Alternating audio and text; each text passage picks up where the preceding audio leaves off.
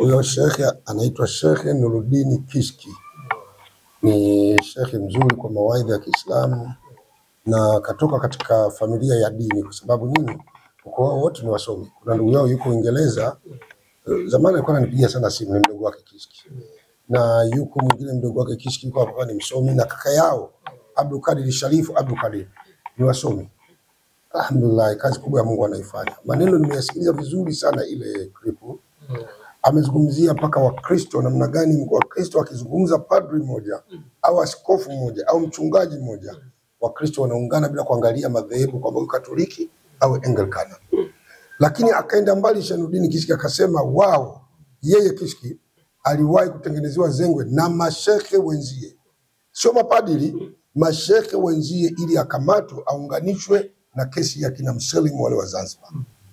Lakini alasio aliyekuwa Mkristo, Regional Security Officer wa polisi wakati ule wa Dar es Salaam, akaangalia na baadaye akapigiwa simu na kijana mmoja polisi wa Kiislamu, akaangalia akasema haya ni majungu, ili jambo amezungumza Nuruddin Kishki. Lakini mimi niseme kidogo hapa, ni kweli alivyosema Kishki.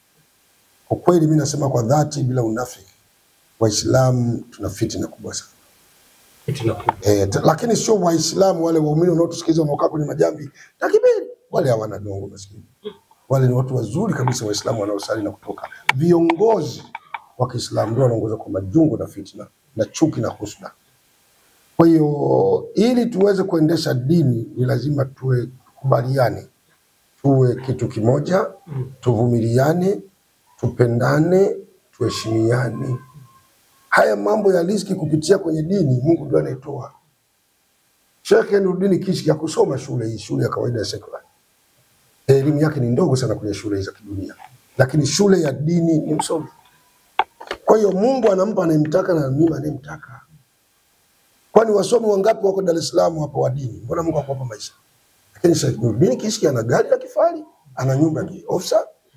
Ukweli wake ndio umemfikisha pale. Uchamungu wake ndio umemfikisha pale. Yes. Sasa mimi wanashangaa sana hizi ushuda, ubinafsi, mchoyo. Mtu akikuona unafanya hivi anaumia, basi wakikuachia fanya wewe, sababu kazi ya dini haina malipo ila ni kwa Mwenyezi Mungu.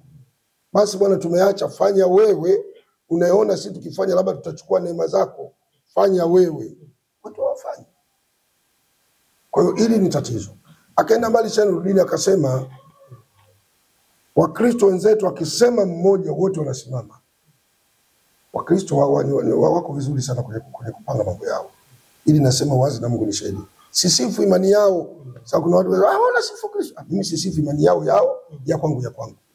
Lakini Wakristo kwenye mambo yao ya administration ni wa kweli. Wakristo wana umoja wa Kikristo Tanzania nzima. Wana baraza la Wakristo Tanzania ndio ile CCT. Haijalishi dhehebu. Wanaingia Wakristo wote. Unaona? Wakristo wana umoja wa Wakristo wa Afrika. Wakristo wana umoja wa Wakristo wa kidunia. Hao watu tuwafikia kwenye maamuzi? Huwezi kufikia. Waislamu tuna umoja gani? Na Mungu anataka sisi Waislamu tuwe kitu kimoja. Ukitaka kuona ni watu hatari wa Kristo, Papa amekufa juzi. Wamekwenda Wakristo wa dunia nzima, makardinali wote dunia nzima wamekwenda pale kuchagua kiongozi. Sisi Waislamu center yetu iko wapi? Akifa mufti kule Saudia tunakwenda sisi? Uruhusiwa hata kukanyaga ngozi nyeusi. Watakwenda Waarabu wa pale pale tu Saudia. Kwa sababu Uislamu umetengenezwa kwamba wakwetu, nyinyi hapana. Sasa mtapata wapi maendeleo?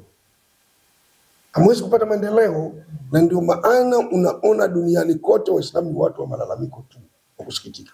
Sa mifumo ya dini tumekosea. Na labda niwaambie kidogo. Niliwahi kukaa na shekhe mmoja akanipa elimu na nikaifuatilia nikaona ni elimu ya kweli. Akaniambia bwana Mwaipopo, Waislamu wengi tumefeli kwenye uwezo mkubwa wa kufikiri katika mambo ya dini yetu.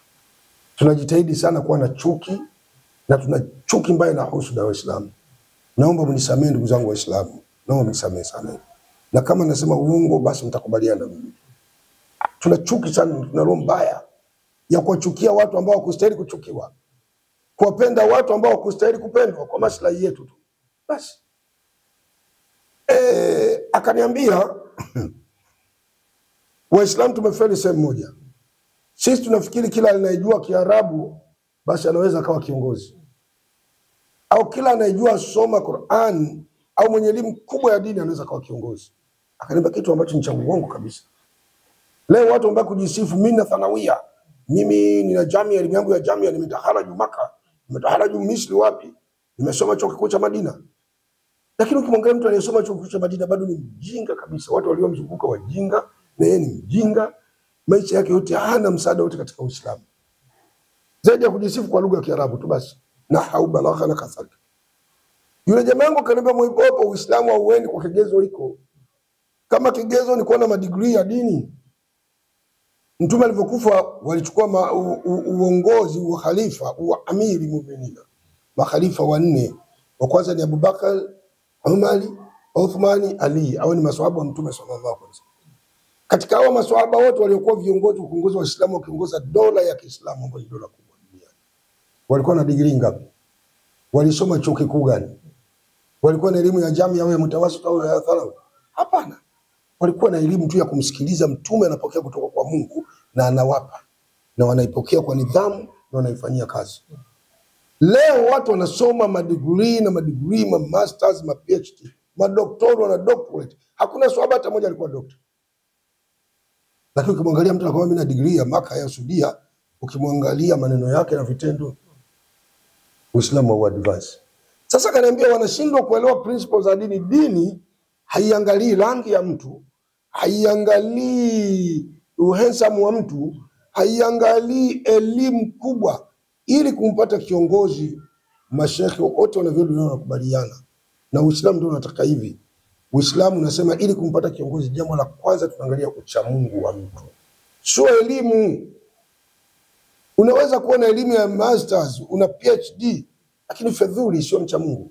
Sasa watu wakuchagua tu kwa kiongozi? Unaweza kuwa na elimu ndogo, umehifadhi juzuu 3 tu kichwani au juzuu 5 tu, lakini una uwezo mkubwa sana kuongoza watu. Mungu kakupa ucha Mungu na ni mwadilifu, unasimamia haki, wewe unafaa kuwa kiongozi. Sasa Waislamu hatuko hivyo. Si tumeangalia tu elimu, kasoma yule Kiarabu kimelala ba, atakuwa huyu shekhe, kwa sababu mkoa huyu ana uwezo. Hana uwezo. Huyu amekalili makaratasi tu, kasoma elimu yake iko humu. Na elimu hizo hata shule tuliokwenda shule, nafikiri mnajua kuna watu wamefanya vizuri shuleni kwa makaratasi tu. Ukimtoka mpa ofisi hawezi semea watu, hajui la kusema, hapimi alama za nyakati, ya mnadi anasema. Kwa hiyo hili ni tatizo kubwa ambalo jamii ya Kiislamu tunayo. Mwipopo, unaliona hilo tatizo hilo kazungumza Shishki? Kwa upande wako ulishafanyiwa hizo figisu ambazo amezisema Shishki? Mimi nishafanywa figisu, lakini alinifanyia alikuwa sio sheikh, na baadhi ya masheikh wameshanifanyia. Nazungumza ukweli kwa dhati, wallahi billahi tallahi. Kwa hiyo kuna ukweli? Ukweli. Kishki alikuwa mkweli. Pangani hapo mimi nilifanyiziwa, tena alikuja kunitolea ushahidi Muislamu ili mimi nifungwe. Pangani? Pangani. Nilikamatwa Pangani, nilikaa jela miezi 3 na siku 15. Na aliyekuja kutoa ushahidi mimi nifungwe ni Muislamu. Bahati nzuri hakimu alikuwa Muislamu. Muongoza mashtaka PP alikuwa ni Mkristo Mkatoliki, mtu wa Moshi kwa Mchaga. Hakimu akaona ule upuzi, sio kesi, haitupilia mbali. Haitupilia mbali. Na nakumbuka alikuja mzee mmoja alikuwa mwenyekiti wa BAKWATA. Sitaki kusema uongo. Yule mzee alikuwa anajua maana ya uongozi wake. Wallahi aliingia mahakamani akamwambia hakimu, kama mnamfunga Mwipopo kwa kosa hili, na mimi nimekuja mnifunge. Mimi ni mwenyekiti wa BAKWATA wilaya Pangani, nifungeni. Naenda jela na Mwipopo. Yule mzee alikuwa anatetemeka, haki ya Mungu. Hakimu akamwambia hapana, tufanye namna ya mheshimiwa Sheikh. Ikawa dismiss kesi, mimi nikatoka.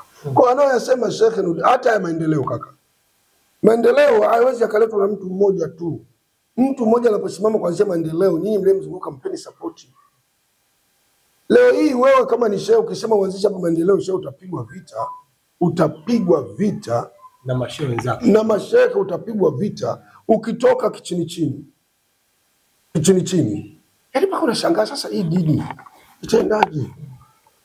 Tena watu wanaofanya hivyo ni watu wasomi kweli kweli. Mtu anasema uongo hata msikitini. Msikitini na ni msomi wa dini anasema uongo. Kwa hiyo hili ni tatizo kwetu Waislamu. Na ndio sababu unaona kila sehemu Waislamu nchi tuko nyuma ya wakati. Na sio hapa tu, mtu asiwadanganye. Tukisema hapa mtu anasema serikali inaonea Waislamu, uongo. Mimi ninao ushahidi, Waislamu wa Kenya tabani hawana maendeleo yoyote. Labda wale wa Somali tu ndio wamejenga dini kule bara. Lakini coast yote hawana maendeleo. Leo imefikia shehe wangu Muislamu yuko tayari kununua milungi Kenya. Tuliwahi kufanya research. Wallahi situkani Waislamu. Naeleza ukweli, tubadilike, tunatia aibu. Nishawahi kufanya research, tuko na wenzangu pale Mombasa. Tulikuwa na mashehe na vijana Mombasa, tukafanya utafiti. Tukakuta Kenya nzima Waislamu wanatumia milungi wakati ule ya milioni 25 kwa siku. Milungi yani ile milaa ya milioni 25 kwa siku Waislamu tu. Hiyo milungi ya milioni 25 kila siku mtu ananunua kilo. Mlungi ananunua labda mlungi wa 1000 ya Kenya anakula na milioni 25 ya Kenya sio ya Kenya sio Tanzania. Sasa fanya mara 20 ni bei gani? Kwa sababu shilingi 1000 ya Kenya hapa ni 2000. Shilingi 1000 ya Kenya hapa ni 20,000. Shilingi 1000 ya Kenya hapa ni 20,000. Ukiwa na milioni 1 ya Kenya hapa ni milioni 20.